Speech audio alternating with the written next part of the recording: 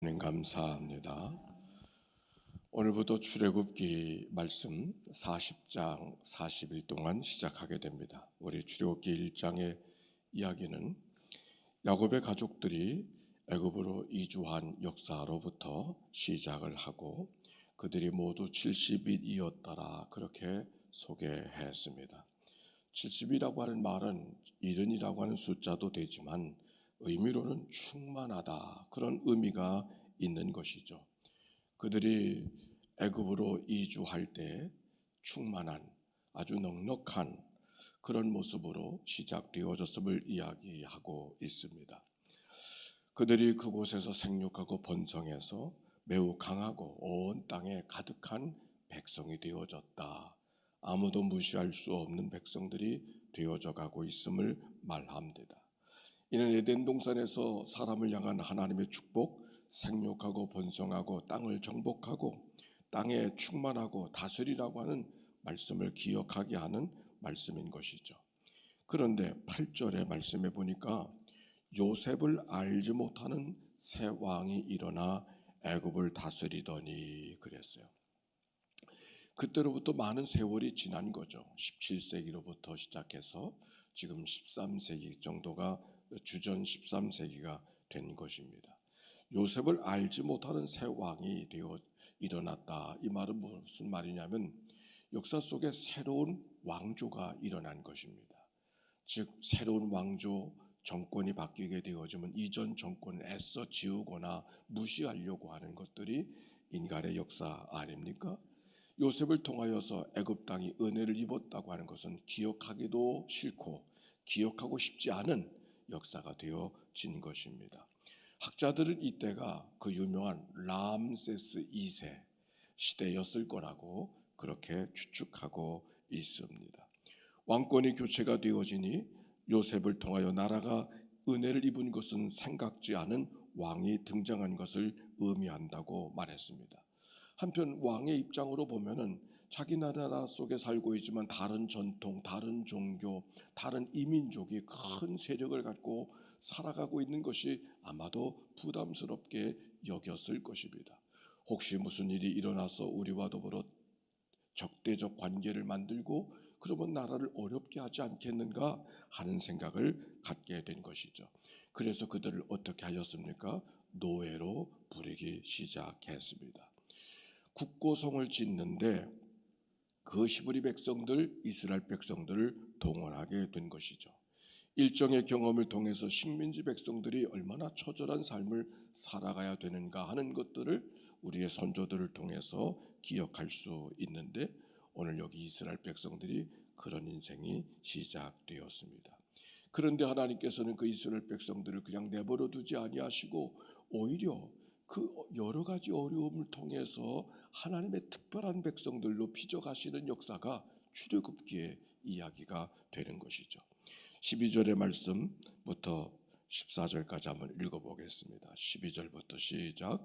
그러나 학대를 받을수록 더욱 번성하여 퍼져나가니 애굽 사람이 이스라엘 자손으로 말미암아 근심하여 이스라엘 자손에게 일을 엄하게 시켜 어려운 노동으로 그들의 생활을 괴롭게 하니 곧 흙 이기기와 벽돌 굽기와 농사의 여러 가지 일이라 그 시키는 일이 모두 엄하였더라 하는 말씀이 기록이 되어져 있습니다.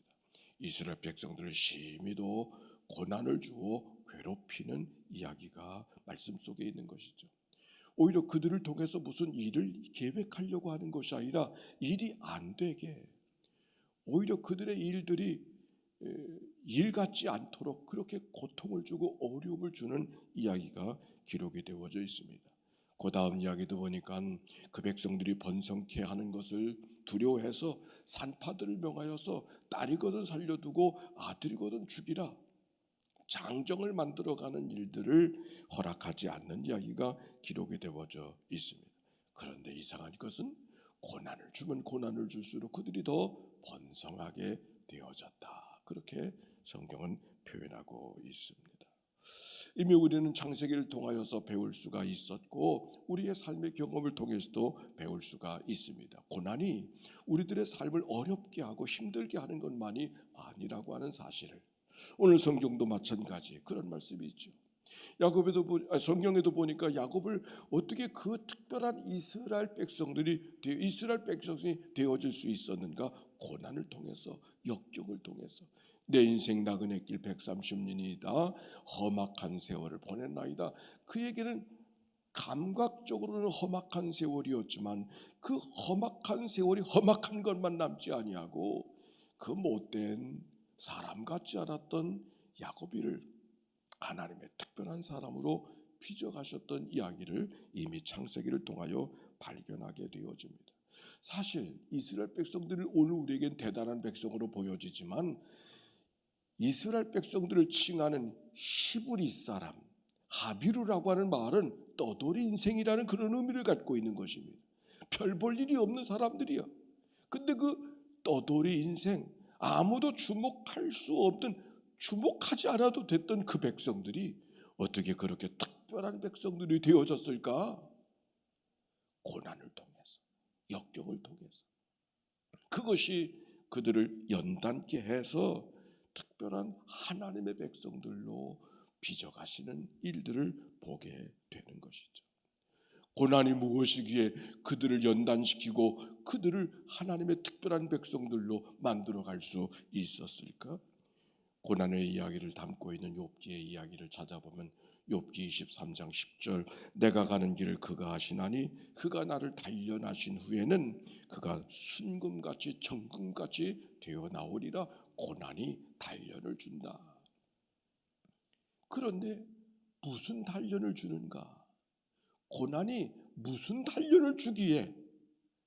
한 가지, 고난을 통해서 이스라엘 백성들이 개인도 특별한 사람이 되어질 수 있고 특별한 단련이 되어지지만 더 중요한 것, 공동체가 되어가고 있다는 거예요.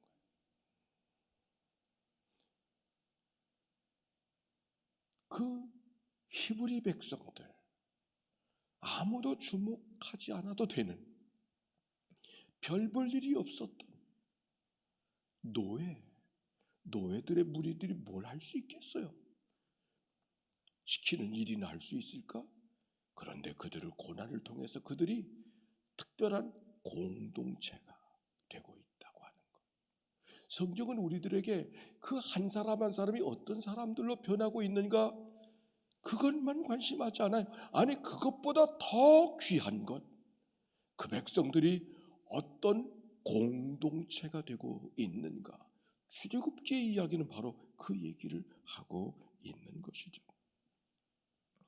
12절부터 보니까 하나님께서 그들이 학대를 받을수록 더욱 번성하여 퍼져나가니 17절에도 그들이 산파들이 하나님을 두려워하여 20절에도 하나님이 그 산파들에게 은혜를 베푸시나니 그 백성은 번성하고 매우 강하여지니라. 하나님이 그들의 집안을 흥왕하게 하신지라. 하나님이 그들의 백성들을 흥왕한 백성들로 세워가는 역사가 오늘 성경 속에 기록이 되어져 있습니다. 오늘 출애굽기를 시작하는 우리들에게 하나님이 기대하고 있는 것은 뭘까?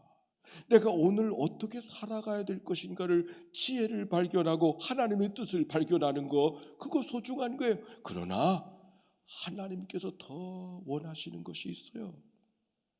우리로 하여금 한 믿음의 공동체를 잘 세워갈 수 있겠는가 묻고 계시는 것이죠. 교회라고 하는 공동체. 그래서 예수님께서 부활하신 다음에도 교회라는 공동체를 우리에게 허락하여 주셨지 않습니까? 공동체가 왜 소중한가? 공동체만이 우리가 서로 사랑하며 살아가고 있는가를 확인하는 증거가 공동체이기 때문이죠. 혼자서는 할 수 없는 것이 두 가지가 있다 그랬죠. 하나는 결혼하는 것, 가정을 이루며 살아가는 것, 혼자로 살아갈 수 없어요. 또 한 가지, 그리스도인으로 살아가는 것. 왜? 그리스도인으로 살아간다고 하는 것은 공동체를 통해서만 확인되어질 수 있기 때문에 그렇습니다. 우리 한 사람 보통의 삶을 살아가지만 교회 공동체가 되어졌었을 때 하나님이 나를 통해 이루실 가장 귀한 일들을 이루어가는 삶이 되어질 수 있었다고 하는 이 말씀. 출애굽기의 역사를 읽어가는 이 시간, 하나님께서 우리들에게 무엇을 원하고 계시는가? 우리들에게 허락한 이 공동체를 나를 통하여서 어떻게 세워가게 될 것인가에 주목하고 그 믿음의 길로 함께 걸어가는 그런 여정 40일이 되어지기를 바랍니다. 질문합니다. 나는 이 교회 공동체의 한 사람이 과연 되었는가? 묻고 하나님 앞에 기도하시기 바랍니다.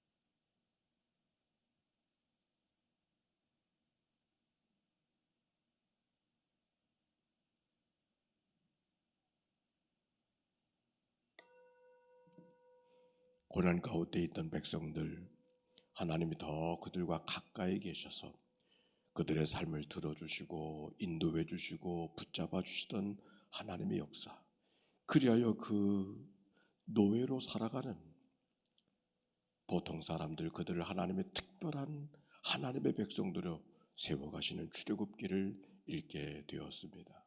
하나님 출애굽기가 열려지고 함께 걸어가는 이 40일 동안 우리 한 사람 한 사람, 우리의 가정, 우리의 교회도 하나님이 기뻐하시는 공동체로 거듭나는 귀한 은혜가 있도록 축복하여 주옵소서. 하나님께서 고난의 한복판에 그들 내버려 두지 아니하시고 그들과 더 흥왕하게 하시고 도우셨던 역사가 이스라엘 백성들과 함께 하셨던 것처럼 오늘도 도우신 하나님의 은혜를 넉넉히 경험하고 살아가는 믿음의 가족들 되도록 인도해 주옵소서. 병상에서 이 아침을 맞이하는 식구들을 찾아가 만나 주옵시고 하나님의 위로와 치유케 하신 하나님의 역사가 임하도록 인도해 주옵소서. 오늘도 하나님 앞에 귀한 예물 봉헌하고 있습니다. 특별히 천번의 제사를 만들어가는 주의 종들, 지붕도색을 위하여 헌금하는 주의 종들 속에 하나님의 은혜가 함께하여 주시기 원하오고 100배로 60배로 30배로 갚아주신 은혜가 있게 하여 주소서. 나누고 베풀고 살아도 부족함이 없게 하옵소서.